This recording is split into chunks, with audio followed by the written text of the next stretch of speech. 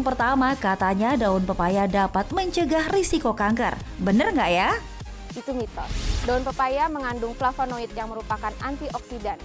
Uji laboratorium menggunakan sel kanker payudara memperlihatkan efek anti kanker, yaitu dapat menghambat pertumbuhan dari sel kanker serta dapat menginduksi kerusakan dari sel kanker. Namun belum dapat dipastikan efeknya apabila digunakan pada manusia.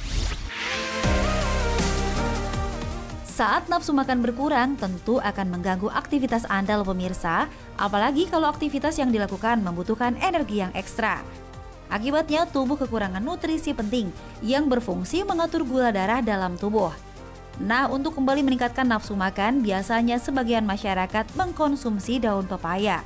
Tapi, bener nggak ya kalau katanya daun pepaya bisa tingkatkan nafsu makan? Itu mitos. Karena faktanya dalam buah pepaya mengandung banyak vitamin dan mineral dan memenuhi kebutuhan gizi yang seimbang. Namun tetap diperlukan mengatur pola makan yang seimbang dan jangan lupa membuat variasi menu makanan yang menarik serta tetap rajin berolahraga. Hipertensi adalah kondisi di mana tekanan darah mencapai 130/180. Selain keturunan, pola hidup yang tidak sehat dengan banyak mengkonsumsi makanan berlemak menjadi salah satu penyebabnya. Di Indonesia sendiri, hipertensi menjadi salah satu kondisi yang menakutkan. Jika tidak diobati dengan serius, dapat mengakibatkan penyakit jantung koroner dan juga stroke. Nah, fakta atau mitos ya kalau daun pepaya dapat membantu mengontrol tekanan darah tinggi? Itu mitos. Memang sudah ada penelitian pada hewan coba yang membuktikan ada efek anti-hipertensi, yaitu dapat menghambat enzim angiotensin converting enzyme. Namun, dalam penelitian tersebut dibuktikan bahwa zat aktif dalam daun pepaya ini dapat dipertimbangkan lebih lanjut sebagai fitofarmaka pilihan obat anti-hipertensi. Pemirsa, alergi merupakan reaksi yang dilakukan oleh sistem kekebalan tubuh terhadap sesuatu anggapan asing. Salah satu gejalanya adalah ruam pada bagian kulit hingga diare. Nah, ternyata alergi juga tidak hanya disebabkan oleh lingkungan yang kotor saja loh, tapi juga karena makanan. Bener nggak ya kalau konsumsi daun pepaya berlebih sebabkan alergi? Itu benar, itu fakta. Konsumsi daun pepaya dalam jumlah yang cukup banyak dapat menimbulkan reaksi alergi pada beberapa orang yang sensitif terhadap enzim papain. Begitu juga dapat terjadi iritasi kulit pada orang yang sensitif terhadap getah pepaya. Demam berdarah merupakan salah satu penyakit yang harus diwaspadai di Indonesia. Penyakit ini disebabkan oleh gigitan nyamuk Aedes aegypti yang berakibat demam tinggi, nyeri otot, bahkan mual dan muntah. Jika tidak ditangani dengan tepat, penyakit ini dapat menyebabkan kematian.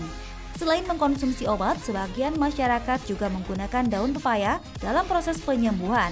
Eits, tapi itu fakta atau mitos ya? Sekali lagi bukan, itu adalah mitos. Sudah ada penelitiannya preklinik bahwa daun pepaya mengandung enzim papain yang mampu menghambat kerusakan dari trombosit. Namun, perlu diperhatikan penyebab dari demam berdarah dengue, yaitu terjadinya kebocoran pembuluh darah sehingga cairan yang ada di dalam tubuh keluar dari pembuluh darah. Sehingga terapi utama pada demam berdarah adalah mengganti cairan yang hilang tersebut. Sistem pencernaan merupakan salah satu bagian penting dalam tubuh loh pemirsa.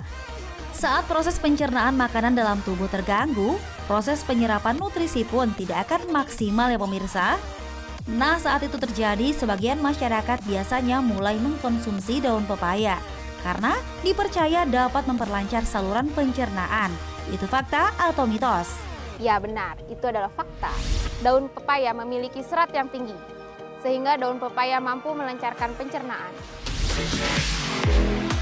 Bagi wanita yang baru melahirkan, tentu memiliki masalah ASI yang kadang sulit untuk dikeluarkan dengan lancar. Sejak zaman dulu, sebagian masyarakat mengkonsumsi daun pepaya untuk membantu melancarkan ASI. Nah, fakta atau mitos ya pemirsa kalau daun pepaya dapat tingkatkan produksi ASI?